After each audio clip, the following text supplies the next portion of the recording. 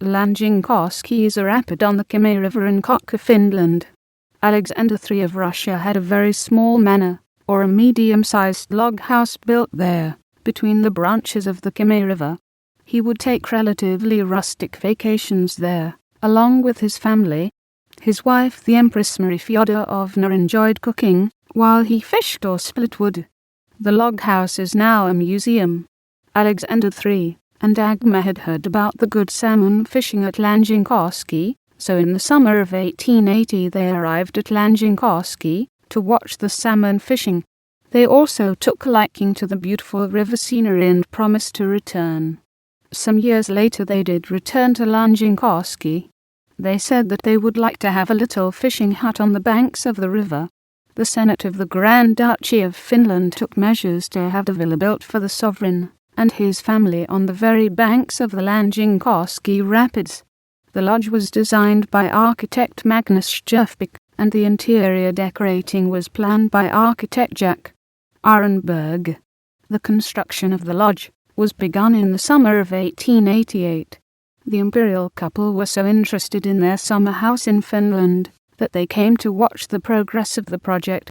Along with them came their youngest children, Grand Duke Michael, 10, and Grand Duchess Olga, 6. The interior decorating of the lodge was almost totally designed and manufactured in Finland.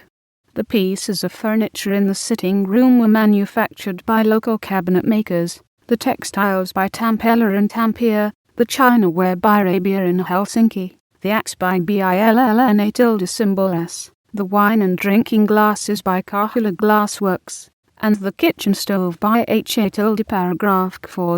all well-known firms which still exist. At their Langinkoski lodge the imperial family led a very simple life. The emperor was very fond of children and he took his youngest children for outings in the surroundings.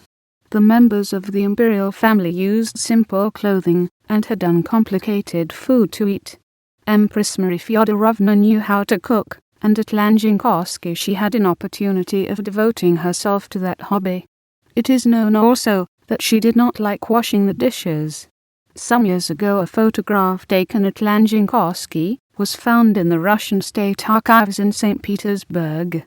The picture shows Empress Marie Feodorovna sitting on the kitchen porch busying herself with cooking.